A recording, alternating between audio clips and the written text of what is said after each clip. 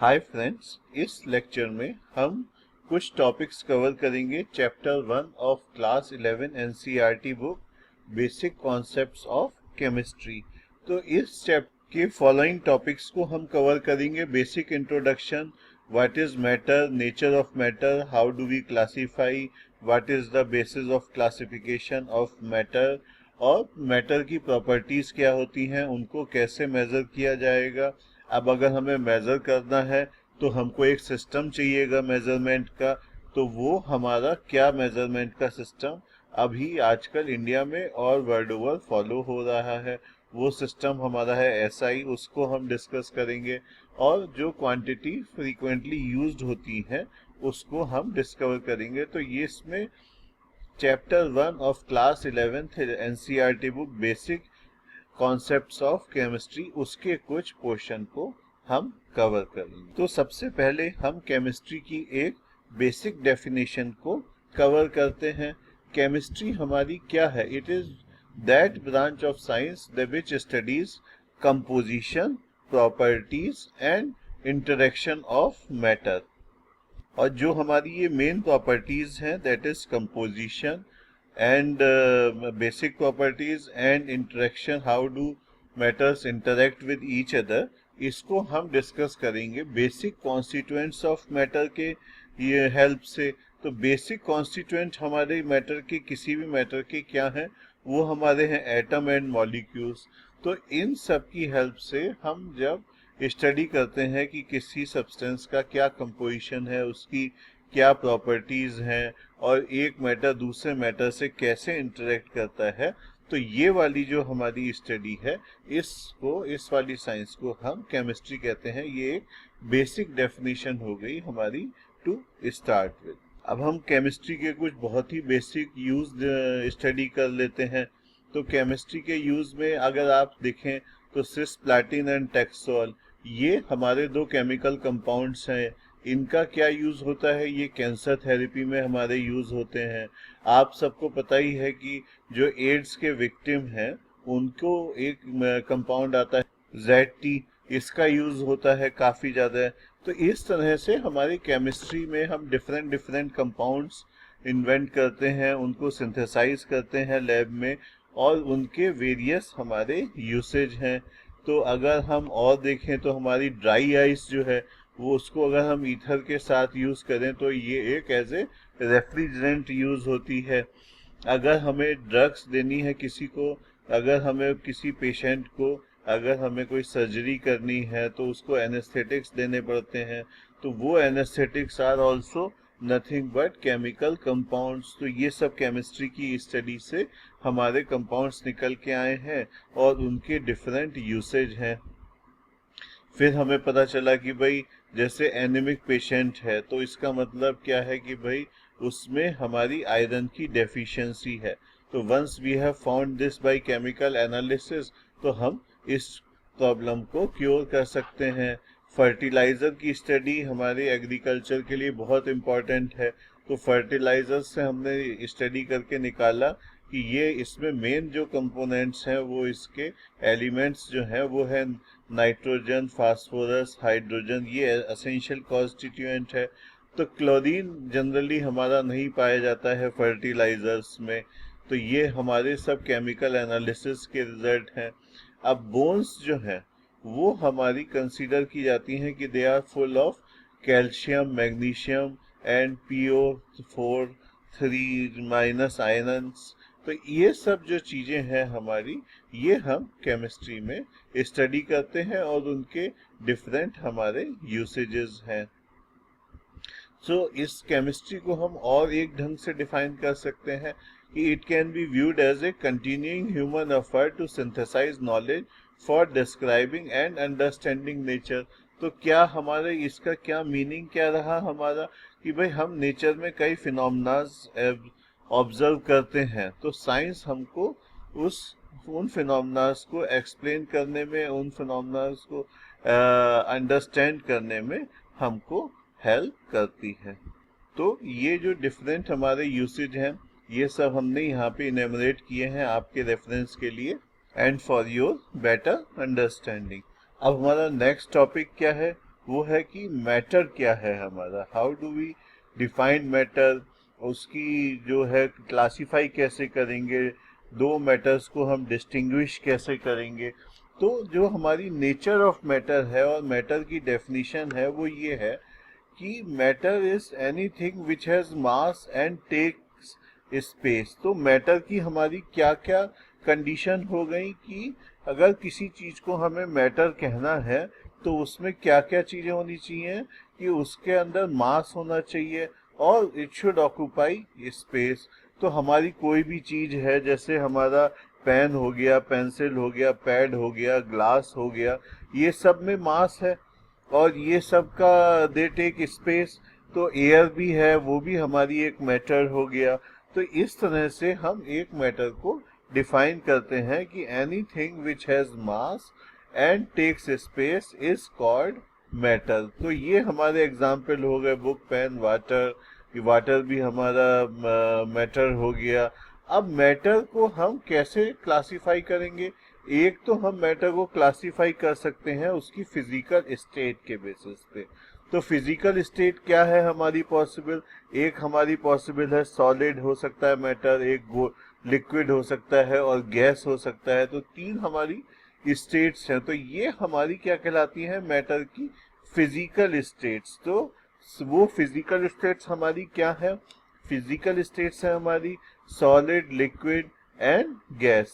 तो ये हमारा जो प्रॉपर्टीज, अब इनकी अगर हम डिस्कस करें तो जैसे हमको पता भी है और यहाँ पे पिक्चर से भी क्लियर है कि सॉलिड में क्या है कि पार्टिकल्स जो है वो बहुत क्लोजली हमारे एक दूसरे के पास हैं और बड़े ऑर्डरली फैशन में होते हैं और इसमें कोई फ्रीडम ऑफ मूवमेंट नहीं है ज़्यादा।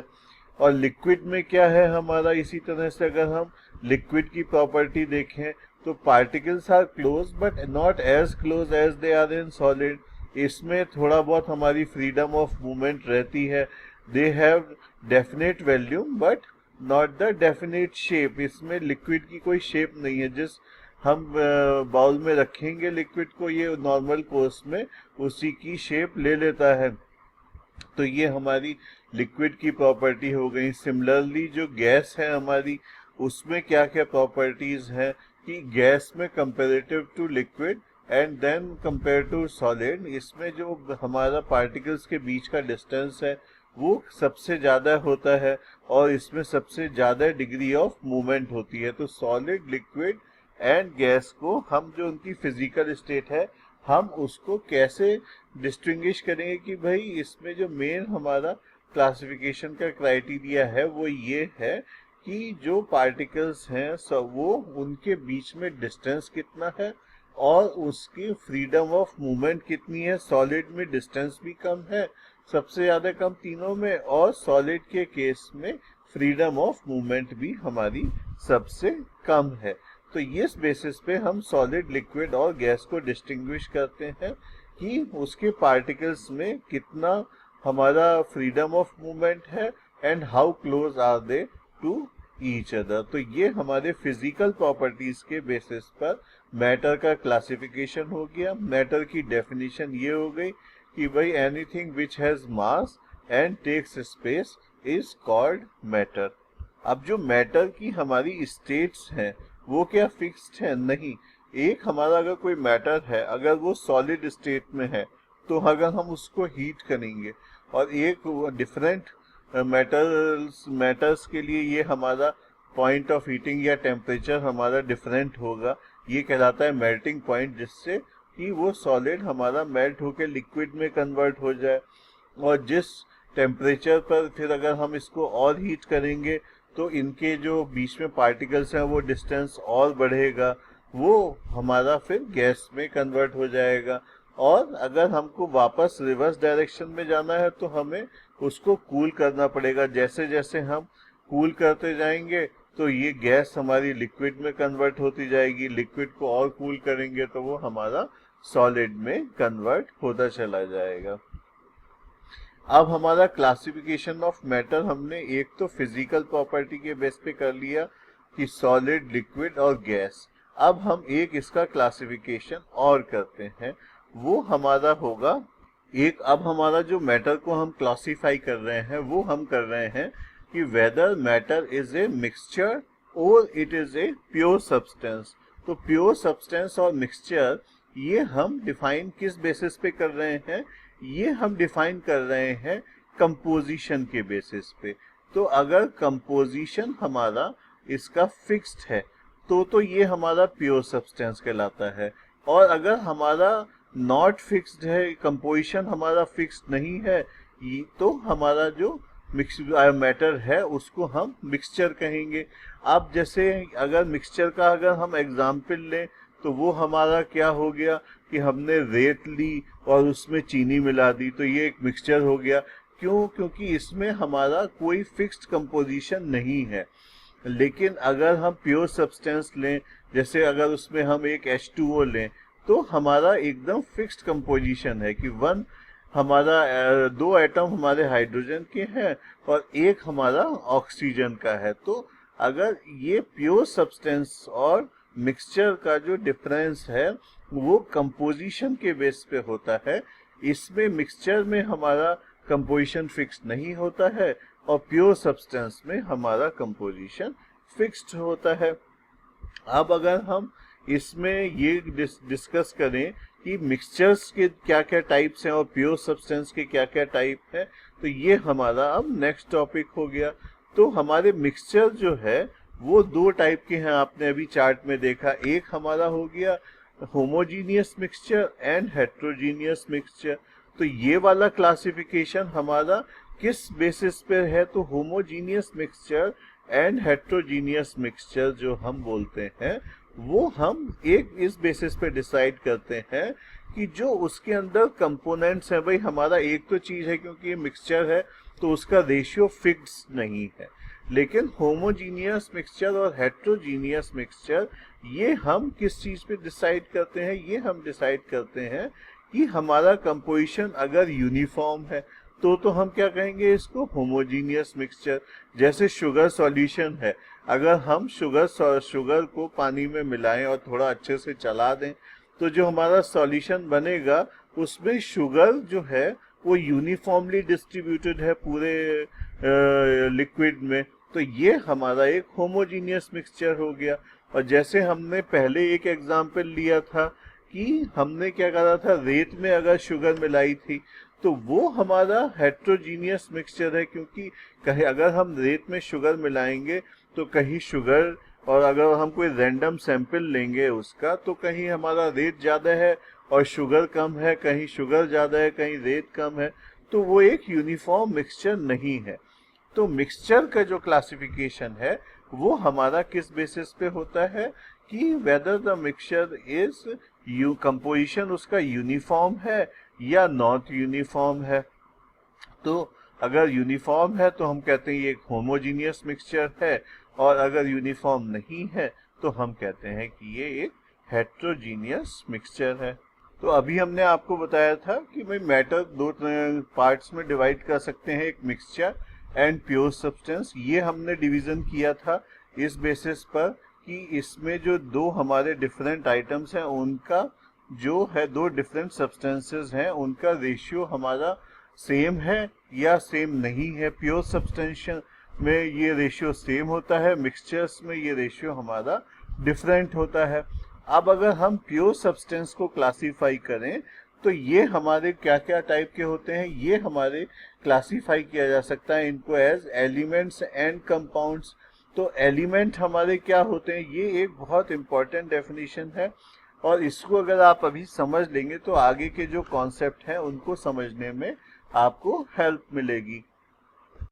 तो प्योर सब्सटेंस हमारे क्या होते हैं? तो as opposed to mixtures, pure substance में जो कंपोजिशन है वो फिक्स्ड रहता है और जो हमारे मिक्सचर्स हैं उसमें कंपोजिशन हमारा फिक्स्ड नहीं रहता है। तो मिक्सचर में हमारा चाहे होमोजीनियस मिक्सचर हो चाहे हेट्रोजीनियस मिक्सचर हो, हमारा कंपोजिशन डिफरेंट रहता है। अगर जो हम होमोजीनियस और हेट्रोजीनियस मिक्सचर बोलते हैं वो हमने जो सब क्लासिफाई किया है होमोजीनियस और हेट्रोजीनियस में, वो हमने इस बेस पे क्लासिफाई नहीं किया है कि उनका कंपोजिशन यूनिफॉर्म है या यूनिफॉर्म नहीं है। वो उसके लिए तो हमने प्योर सब्सटेंस और मिक्सचर में क्लासिफाई किया है। हमने जो होमोजीनियस एंड हेट्रोजीनियस किया है वो क्लासिफिकेशन था हमारा इस बेस पर कि ये जो मिक्सचर है ये यूनिफॉर्म है या नहीं है।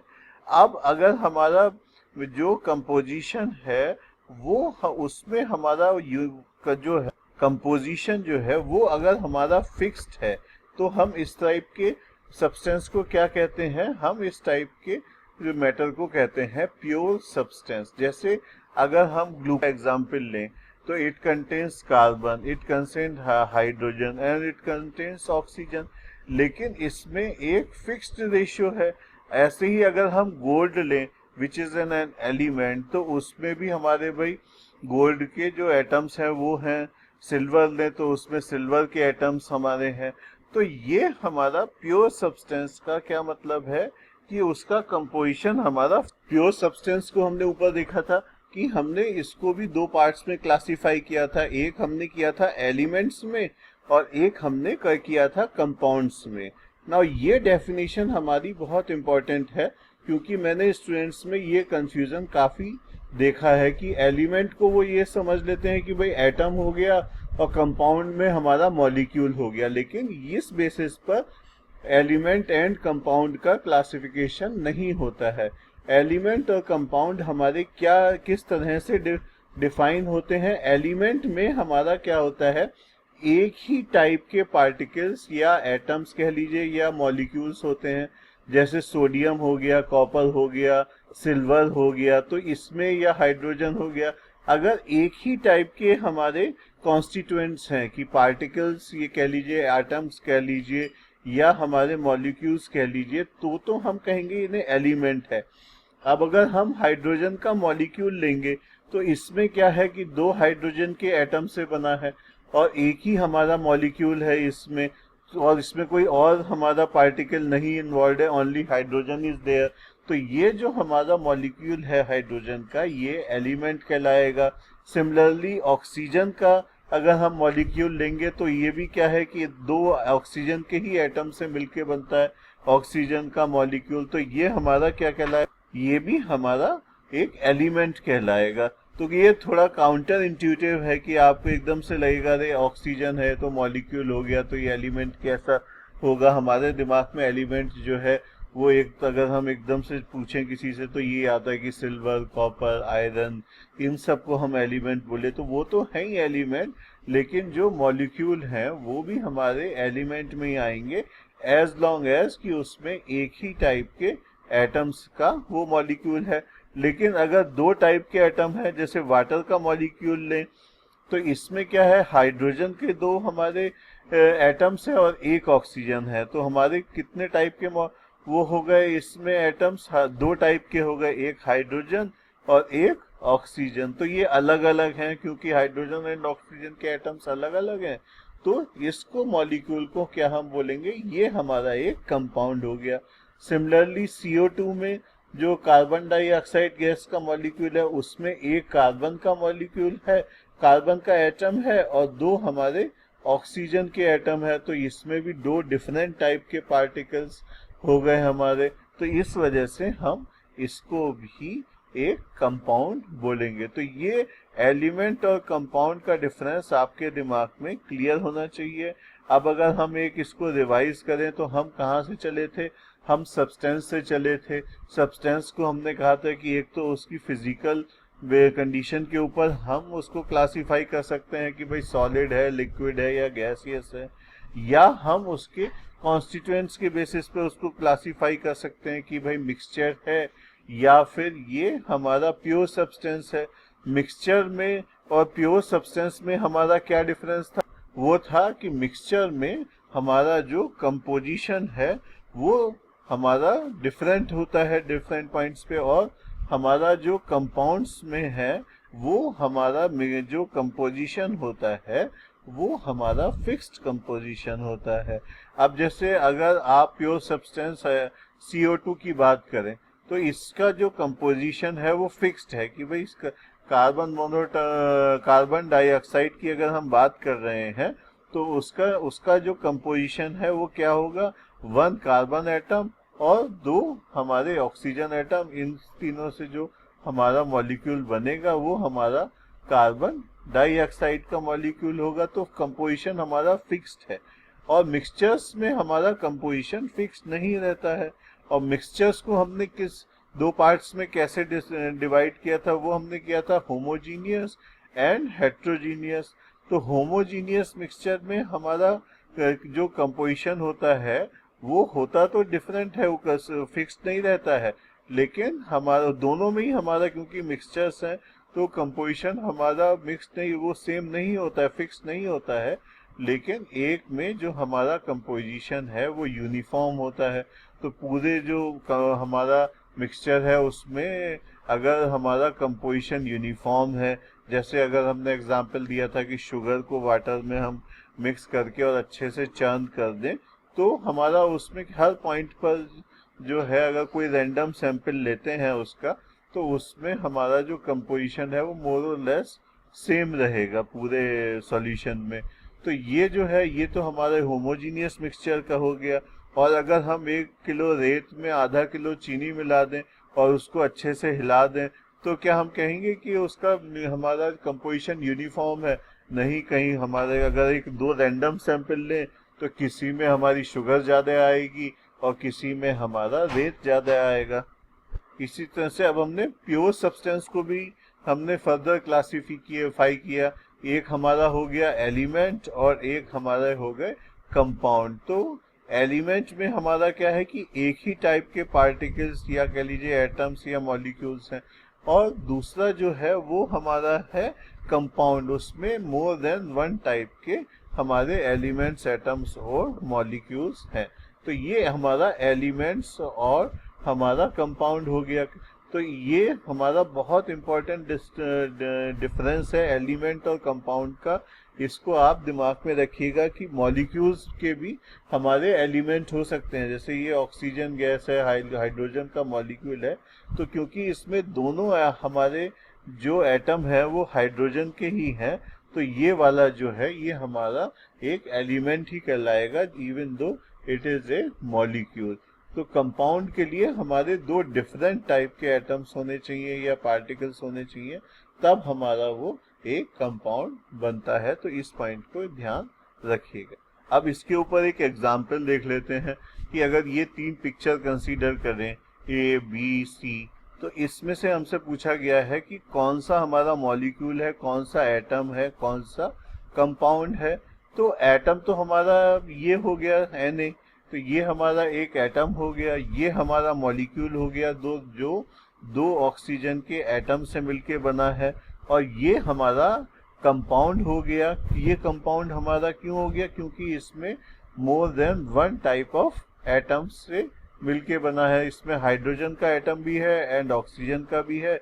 जब भी एक से ज्यादा टाइप के कॉन्स्टिट्यूएंट्स होते हैं तो वो हमारा कंपाउंड हो जाता है। और सोडियम का जो एटम है और ऑक्सीजन का जो मॉलिक्यूल है, ये दोनों हमारे एलिमेंट्स हैं, क्योंकि इसमें एक ही टाइप के एटम्स हैं। तो हमारा इसमें करेक्ट आंसर क्या हो गया कि A हमारा मॉलिक्यूल है, B हमारा एटम है और C हमारा कंपाउंड है। तो इसका A हमारा करेक्ट आंसर हो गया। अब हमारा नेक्स्ट टॉपिक है प्रॉपर्टीज ऑफ सब्सटेंस। तो मैटर की प्रॉपर्टीज हमारी क्या है और उनको कैसे मेजर करना है, ये अब हम इस वाले पोर्शन में लर्न करेंगे। तो हमारे मैटर की जो प्रॉपर्टीज हैं उनको भी हम पूरी केमिस्ट्री क्लासिफिकेशन के बेसिस पे ही चलती है। तो जो मैटर की प्रॉपर्टीज हैं उनको हम कैसे क्लासिफाई करते हैं कि भाई फिजिकल प्रॉपर्टीज हो गई और हमारी केमिकल प्रॉपर्टी। तो हमारी जो फिजिकल प्रॉपर्टीज हैं उसके क्या हमारे एग्जाम्पल हो गए? फिजिकल प्रॉपर्टी हो गया जैसे हमारा किसी चीज का melting point, boiling point, density, उस चीज की कलर क्या है, ऑडोर क्या है। तो ये हमारी फिजिकल प्रॉपर्टीज में आता है। फिजिकल प्रॉपर्टीज वो प्रॉपर्टीज हैं जिनको हम मेजर कर सकते हैं बिना उसका आइडेंटिटी और कंपोजिशन को हमारा चेंज किए हुए। तो ये हमारी फिजिकल प्रॉपर्टीज कहलाती हैं। फिर अब हमारी नेक्स्ट प्रॉपर्टीज कौन सी हैं? वो हमारी केमिकल प्रॉपर्टीज हैं।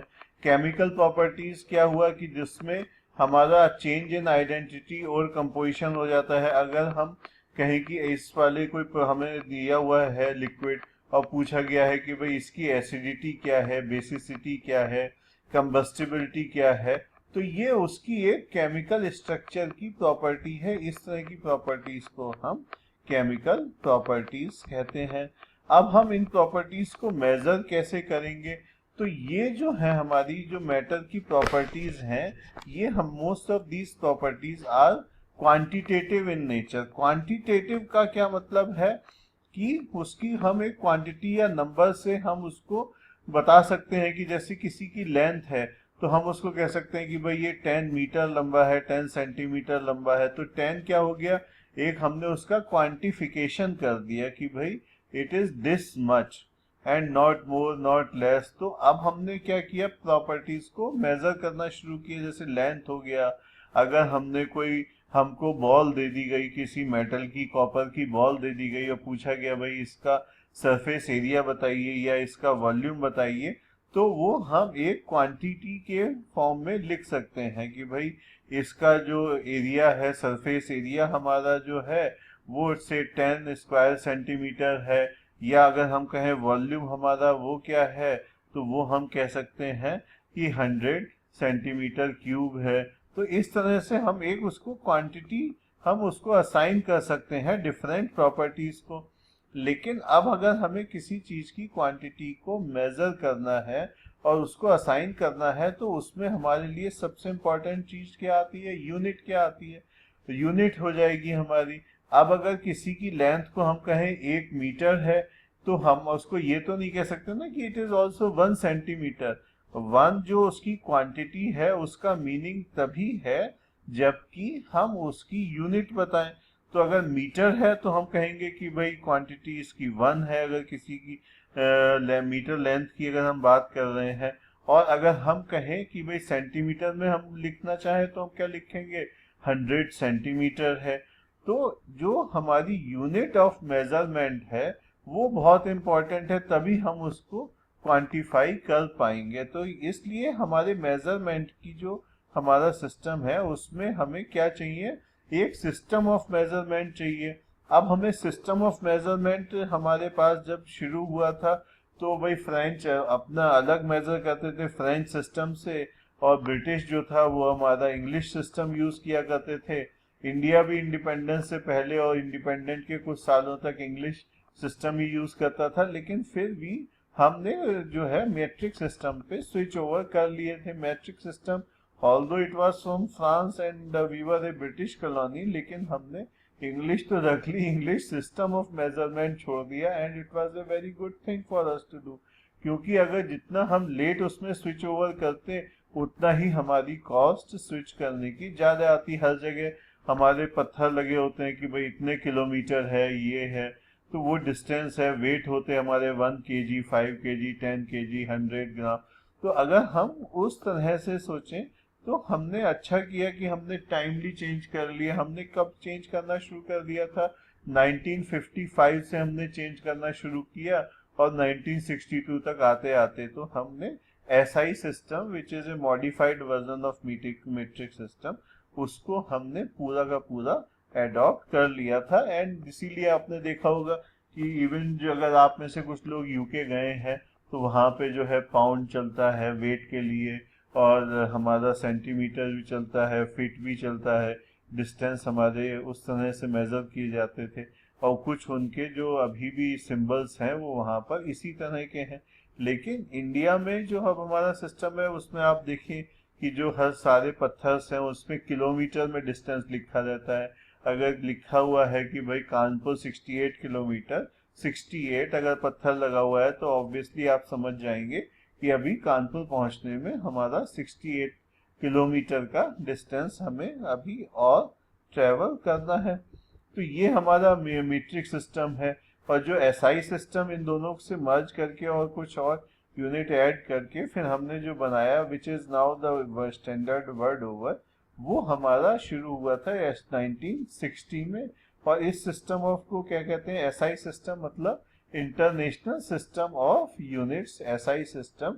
तो ये हमारा एसआई सिस्टम है जो अब प्रिविलेंट है वर्ल्ड ओवर में। अब इसमें जो है हमारी बेसिक यूनिट्स क्या है, किलोग्राम है हो गया हमारा, मीटर हो गया। किलोग्राम को अब हमने बता तो दिया भाई किलोग्राम होता है, लेकिन हमें अगर एक स्टैंडर्ड डिफाइन करना है तो हमें एक ऐसी चीज डेफिनेशन जो थी वो हमने डिसाइड करी वो जिससे कि हर एक कोई उससे एग्री करे। तो वो हमने क्या किया कि भाई mass of platinum iridium cylinder that is stored in air tight jar at International Bureau of Weights and Measures in Sevres, France. तो ये जो हमारा था ये हमने रेफरेंस स्टैंडर्ड क्यों चूज किया, क्योंकि इसका highly resistance to chemical attack है। तो इसका ये नहीं है कि अगर वाटर से, पानी से, हवा से इसका केमिकल कंपोजिशन चेंज हो जाए या फिर इसका वेट हमारा थोड़ा भी चेंज हो जाए, तो इसलिए हमने इसको स्टैंडर्ड चुना।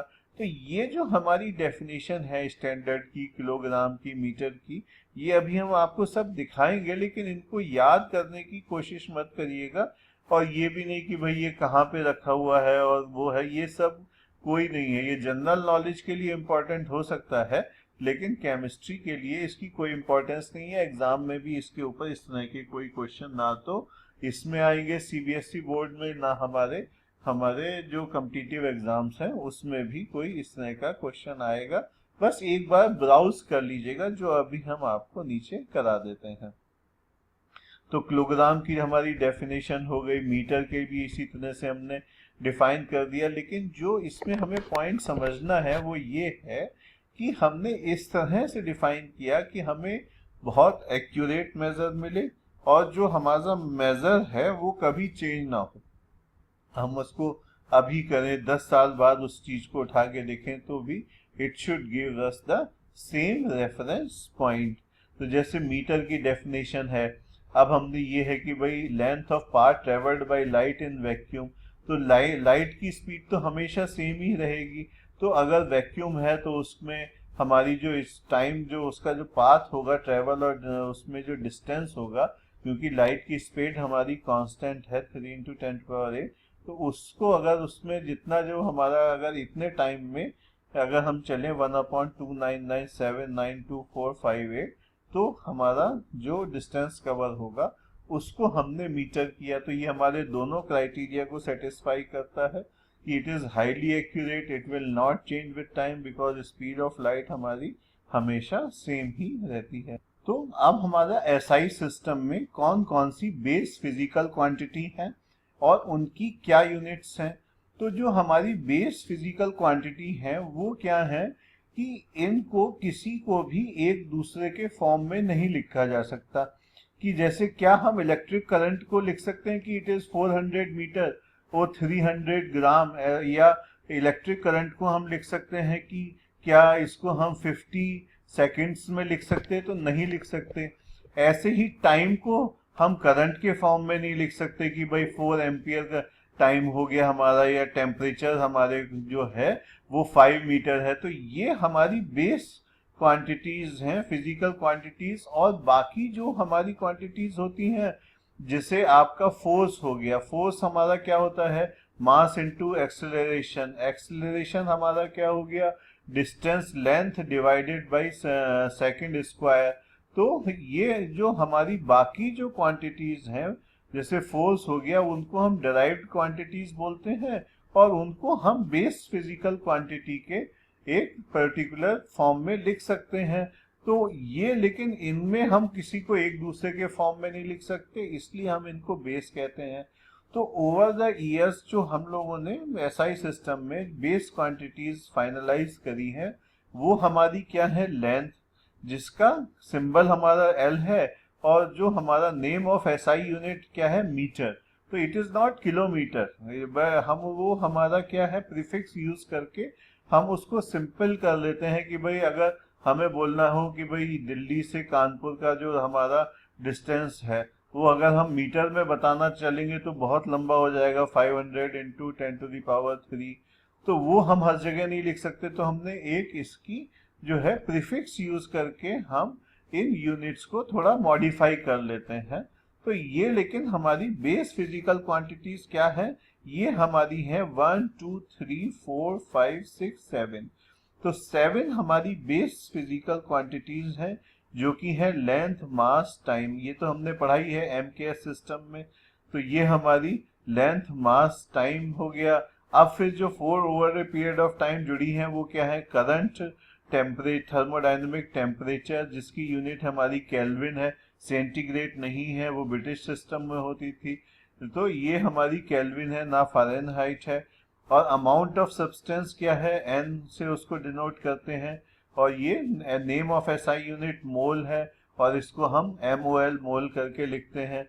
ल्यूमिनस इंटेंसिटी कितनी है कि भाई कोई चीज अगर लाइट दे रही है तो उसकी ल्यूमिनोसिटी कितनी है, ल्यूमिनस इंटेंसिटी कितनी है, वो हमारी यूनिट जो है एसआई यूनिट कैंडेला है, और उसको हम CD से रिप्रेजेंट करते हैं। तो केवल हमारे इतने सब चीजों को रिप्रेजेंट करने के लिए, उनकी जो क्वांटिफिकेशन के लिए, जो हमारी बेस फिजिकल क्वांटिटीज एसआई ने, जो इंटरनेशनल सिस्टम ऑफ यूनिट्स है, उसने केवल 7 करी है। ये उनकी यूनिट्स का नाम है, ये उनके सिंबल है, और क्वांटिटी के सिंबल भी उन्होंने डिफाइन कर रखे हैं।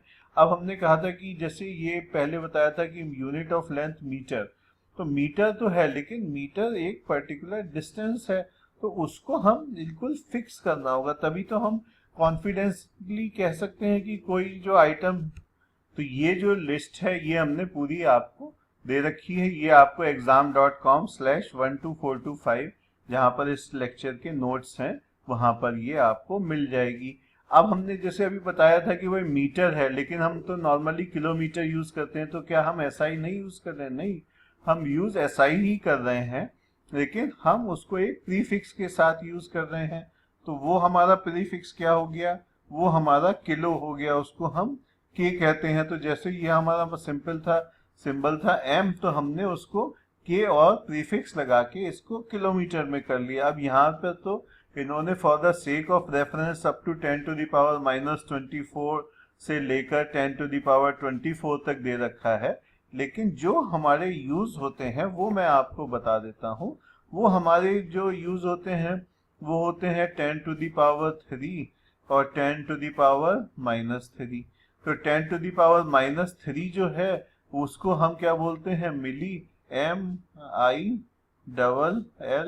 ये हमारा 10⁻⁻3 यूज होता है। उसके बाद 10⁻³ हमने पता ही है कि किलो होता है, और ये बाकी कम यूज होते हैं। अब फिर हमारा 10⁻6 वाले यूज होते हैं। -6 को माइक्रो कहते हैं, और 10⁻6 को हम मेगा कहते हैं। फिर हमारा यूज होता है 10⁻⁻9 एंड 10⁻9।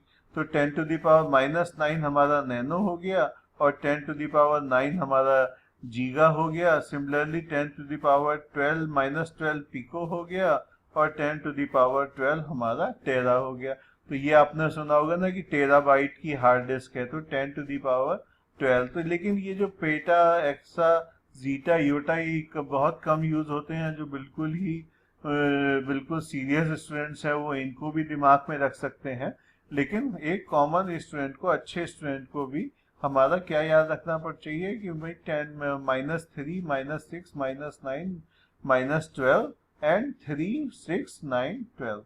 तो इतनी हम अगर याद कर लें तो हमारा काफी अच्छे से काम चल जाएगा।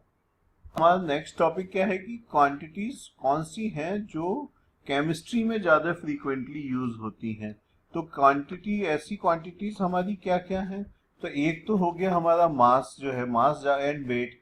तो इन दोनों में से भी मास ज्यादा यूज होता है, वेट हमारा फिजिक्स में ज्यादा यूज होता है। तो मास क्या है कि भाई किसी भी सब्सटेंस में कितना मैटर प्रेजेंट है वो उसका मास है। इसकी जो हमारी एसआई यूनिट थी वो क्या थी? हमारी किलोग्राम थी हमारी इसकी एसआई यूनिट। तो अब जो है हमारा वेट क्या है? वेट क्या है कि अगर इस कोई सब्सटेंस है एक्स मास का, उसको हम रख देते हैं किसी सरफेस पे, तो उसमें ग्रेविटेशनल पुल की वजह से वो उस सरफेस पर एक वेट, मतलब फोर्स लगाएगा। तो वो जो फोर्स है वो हमारा वेट हो गया। तो ये हमारे एक मास और वेट यूज होते हैं, जिसमें कि हमारा मास ज्यादा इंपॉर्टेंट है।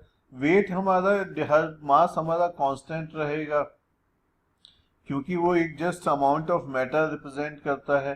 तो as long as matter remains the same, उस वाले पर्टिकुलर आइटम में, तो हमारे सब्सटेंस में, तो वो हमारा मास हमारा सेम रहेगा। तो लेकिन वेट हमारा ग्रेविटी के ऊपर डिपेंड करता है, तो even though mass will remain constant, different जगह पर हमारी ग्रेविटी की, अर्थ की सरफेस पर ग्रेविटी की वैल्यू थोड़ी डिफरेंट है, पोल्स पे हमारी वैल्यू ग्रेविटी की डिफरेंट होती है, और अगर हम थोड़ा दूर चले गए जैसे मून पे, तो वहां पे ग्रेविटी सब्सटेंशियली लेस है, तो हमारा वहां पर वेट उतना ही प्रोपोर्शनेटली कम हो जाएगा। बट मास हमारा मून पे चाहे चाहे हम कहीं पर भी जाएं, अर्थ की सरफेस में पोल्स में चले जाएं, उनके पास चले जाएं, तो हमारा मास हर जगह हमारा सेम रहेगा for fixed amount of substance. तो ये हमारा मास का काफी यूज होता है केमिस्ट्री में। और उस मास को जो है हमारा मेजर करने का क्या तरीका है, हम एक एनालिटिकल बैलेंस यूज करते हैं। तो ये हमारी एक बहुत पुरानी वाली एनालिटिकल बैलेंस है कि इसमें ये बीम रिलीज है, नीचे जो लेवलिंग स्क्रू है इनको घुमा के हम इसको लेवल में कर सकते हैं, ये राइडर कैरियर नॉब है, इससे हम एडजस्ट कर सकते हैं, बीम है, ये राइडर कैरियर है, ये पेन है जिसपे हम वेट रख के उसको मेजर कर सकते हैं कंपेयर करके। लेकिन आजकल जो हमारी एनालिटिकल बैलेंस आती हैं वो बहुत सिंपल होती हैं कि उसमें कुछ भी रख दिया और एक हमारा डिजिटल स्केल होता है और वो हमें बिल्कुल एक्यूरेट उसका मास बता देता है। तो क्योंकि हमारे केमिकल्स केमिस्ट्री में हमें रिएक्शन करानी है, तो हम फिक्स्ड मास की फिक्स्ड मास से रिएक्शन कराएंगे, तो मास का एक्यूरेटली पता होना हमारे लिए बहुत इम्पोर्टेंट है। तो अभी जो हमारी एनालिटिकल बैलेंस है डिजिटल वाली, वो इतनी एक्यूरेट है कि वो हमारे 1 मिलीग्राम के भी 10th पार्ट तक का हमें एग्जैक्ट वेट बता सकती है कि भाई 13.6 मिलीग्राम है। तो मतलब, और अगर हम इसको प्रैक्टिकली समझना चाहें, तो अगर हम किसी एक पेपर का मास मेजर करें और उसके बाद उस पर कुछ लिख दें किसी इंक वाले पेन से, और उसका फिर मास मेजर करें, तो वो भी डिफरेंस जो है हमें पता चल जाएगा कि भाई अच्छा इतनी इंक इसमें यूज हो गई, तो इतना हमारा उस पेपर का मास इतना बढ़ गया। तो और उनमें इसमें तो इतना सब चीज है, देखना समझना पड़ेगा, उसमें तो जो सीधा नंबर है वो लिखा हुआ आ जाता है। तो ये हमारा मास को मेजर करने वाला जो इंस्ट्रूमेंट है वो हमारा क्या कहलाता है, एनालिटिकल बैलेंस। अब इसी तरह से एक और जो क्वांटिटी बहुत यूज होती है केमिस्ट्री में, वो होती है वॉल्यूम। वॉल्यूम हमारा क्या होता है, लेंथ क्यूब।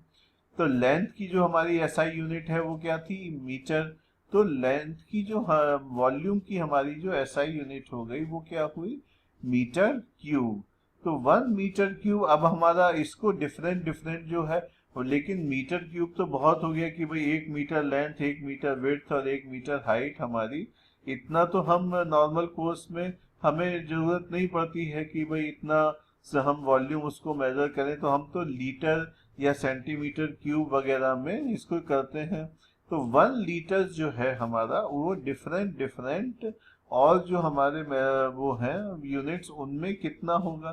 तो सबसे उसमें जो पॉपुलर यूनिट है वो है कि भाई एक तो हमारा कि सबसे पहले कि मीटर और लीटर में हमारा क्या रिलेशन है, क्योंकि मीटर हमारी एसआई यूनिट है और लीटर हमारी अलग यूनिट है। तो एक हमारा लीटर कितना हो गया, 1000 ml हो गया या 1000 सेंटीमीटर क्यूब हो गया। तो हमारा मीटर कितना होता है, तो अगर हम मीटर को सेंटीमीटर में करके लिखें तो वो हमारा कितना आएगा कि 100 इंटू 100, तो वो हो गया हमारा 10⁶। तो 1 मीटर क्यूब जो है वो हमारा 1000 लीटर के बराबर होता है। ये चीज आपको दिमाग में बिठा लेनी है कि 1 मीटर हमारा 1 मीटर क्यूब जो है वो हमारा 1000 लीटर के इक्वलेंट होता है। और हमारा जो है 1 लीटर किसके बराबर होता है, वो हमारा होता है 1000 मिलीलीटर। ये तो सीधा हमारा प्रीफिक्स की डेफिनेशन है, और कि मिली लगा दिया तो हमारा 1000 से मल्टीप्लाई करना पड़ेगा उसको।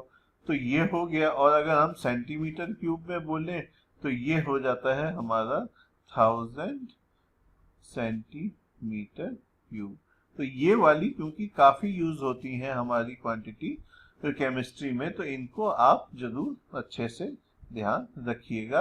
और इसमें मेन हमारा यही है कि 1 मीटर क्यूब 1000 लीटर के बराबर होता है।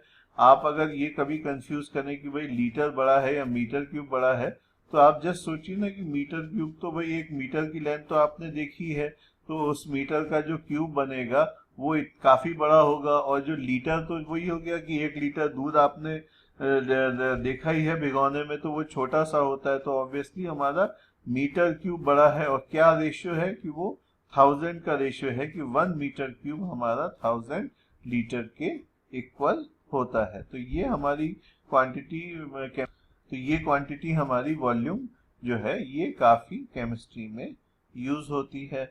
अब हमारा इसमें नेक्स्ट क्या आ गया, नेक्स्ट हमारा इसमें आ गया कि what is the value of हमारी, जो ये तो लेंथ हमारी हो गई और ये हमारा सब कवर हो ही गया जो है। लेकिन 1 लीटर भी बहुत बड़ी क्वांटिटी है, तो हम वहां पे अगर मिलीलीटर में मेजर करना है तो हम क्या करते हैं कि एक वॉल्यूमेट्रिक फ्लास्क होता है वो यूज कर लेते हैं। और हमें एक्यूरेट चाहिए तो पिपेट, ब्यूरेट और ग्रेजुएटेड सिलेंडर्स होते हैं जो लैब में, उनको हम इसको यूज करते हैं। अब नेक्स्ट हमारी इंपॉर्टेंट वो क्या है डेफिनेशन, वो है डेंसिटी की। कि भाई ये डेंसिटी का क्या मतलब, अगर इंग्लिश वाला मीनिंग लिखें तो कौन सा जो सब्सटेंस है वो कितना डेंस है। तो जैसे आपका पानी है, लिक्विड है, उसकी एक डेंसिटी होती है 1 होती है। तो लेकिन अगर आप हमारा कोई सॉलिड मटेरियल लेंगे तो उसकी डेंसिटी ज्यादा होगी। तो आयरन की डेंसिटी ज्यादा है, गोल्ड की डेंसिटी उससे भी हमारी ज्यादा है। तो मतलब एक पर्टिकुलर वॉल्यूम अगर हम लें तो उसका मास जो है वो कितना होगा, तो mass divided by volume that is the density. तो मास डिवाइडेड बाई वॉल्यूम भी कर सकते हैं, कह सकते हैं डेंसिटी को। और हम क्या कह सकते हैं डेंसिटी को कि भाई मास पर यूनिट वॉल्यूम की, अगर हम एक यूनिट वॉल्यूम ले लें कोई, जिससे कि हम डिफरेंट मासेस को कंपेयर कर सके, तो वो जो mass for that particular unit of volume जो है वो हमारा डेंसिटी कहलाएगा। तो m is d is equal to mass divided by volume. And इसमें जितना ज्यादा मास होगा, जितने कम वॉल्यूम में, उतनी डेंसिटी उसकी हमारी ज्यादा होगी। अब हमारी इसकी एसआई यूनिट में क्या होगा कि भाई ये हमारी डिराइव्ड यूनिट है, तो मास की यूनिट हमारी किलोग्राम हो गई, वॉल्यूम की यूनिट अभी हमने देखा ही है कि मीटर क्यूब होती है, तो किलोग्राम पर मीटर क्यूब ये हमारी जो है इसकी यूनिट हो गई डेंसिटी की। तो अगर दो हमें आइटम्स की डेंसिटी कंपेयर करनी है तो हम नॉर्मली किस में करेंगे कंपेयर, एक ही यूनिट में करेंगे, जो कि हम अगर एसआई यूनिट ले रहे हैं तो वो होगी हमारी किलोग्राम पर मीटर क्यूब। अब हमारा नेक्स्ट पॉइंट जो है वो है जो यूज होता है टेम्परेचर, इसका एक्सटेंसिवली यूज होता है। तो टेम्परेचर की हमारी एसआई यूनिट केल्विन होती है, लेकिन हमें जो यूनिट्स हम कॉमनली यूज करते आ रहे हैं वो है डिग्री सेंटीग्रेड और डिग्री फ़ारेनहाइट। केल्विन हमारी कम यूज होती है। तो इसमें आपस में कन्वर्जन का एक फार्मूला है, इसके ऊपर कई बार एग्जाम में क्वेश्चंस आ जाते हैं। तो वो हमारा फार्मूला क्या है कि हमारा डिग्री फ़ारेनहाइट में करना है, तो अगर सेंटीग्रेड में दिया हुआ है तो हम कैसे कन्वर्ट करते हैं कि उसको 9/5 से मल्टीप्लाई करके सेंटीग्रेड को जितना दिया हुआ है और उसको उसमें 32 जोड़ दें तो हमारा फ़ारेनहाइट आ जाएगा। और अगर सेंटीग्रेड में हम 273 जोड़ देते हैं तो हमारा वैल्यू केल्विन में आ जाती है। तो ये हमारे दोनों के कन्वर्जन फार्मूला, ये वाला याद कर लीजिए फ़ारेनहाइट वाला, that Fahrenheit is equal to 9/5 into temperature in centigrade plus 32। तो ये हमारा फ़ारेनहाइट में टेम्परेचर पता चल जाएगा अगर हमें सेंटीग्रेड में दिया हुआ है। तो अगर हमें केल्विन में निकालना है और सेंटीग्रेड में दिया हुआ है तो हम 273 उसमें अगर हम ऐड कर देंगे तो हमारा टेम्परेचर केल्विन में आ जाएगा from Celsius degree. So with this our first lecture on basic concepts of chemistry, जो कि हमारा 11th की एनसीईआरटी की बुक का फर्स्ट चैप्टर है, वो खत्म हो गया। इसमें हमने क्या क्या डिस्कस किया, इसमें हमने केमिस्ट्री का इंट्रोडक्शन दिया, मैटर का इंट्रोडक्शन दिया कि मैटर को डिफाइन किया, उसको क्लासिफाई किया, प्रॉपर्टीज ऑफ मैटर क्या हैं, उनको कैसे मेजर करते हैं, different system of measurement that is metric system और ब्रिटिश सिस्टम डिस्कस किए। फिर हमने डिस्कस किया कि अभी हमारा कौन सा प्रिविलेंट है, वो हमारा एसआई सिस्टम है, उसमें हमारा 7 मेन हमारी यूनिट्स होती हैं। तो ये हमने चीजें यूज करी और फिर केमिस्ट्री में हमारी कौन कौन सी क्वांटिटीज फ्रीक्वेंटली यूज होती हैं, उनकी हमारी क्या यूनिट्स हैं, और ये सब चीजें हमने अच्छे से इस चैप्टर में डिस्कस किया। This is very very basic chapter. इसके नोट्स आपको exam.com/12425 पे मिल जाएंगे और इसमें हमारे कई सारे सिंपल, बहुत ही सिंपल, हमने एक आध न्यूमेरिकल आपको कराया था, लेकिन कुछ बहुत ही सिंपल एक्सप्लेनेटरी टाइप के जो न्यूमेरिकल्स हैं वो हमने आपको इसमें दिए हैं। वो अगर आप लेक्चर नोट्स पे जाएंगे तो आपको यहाँ पर ये लेक्चर्स आपको मिल जाएंगे एग्जाम्पल्स। उन एग्जाम्पल्स को अच्छे से देख लीजिएगा। Thank you.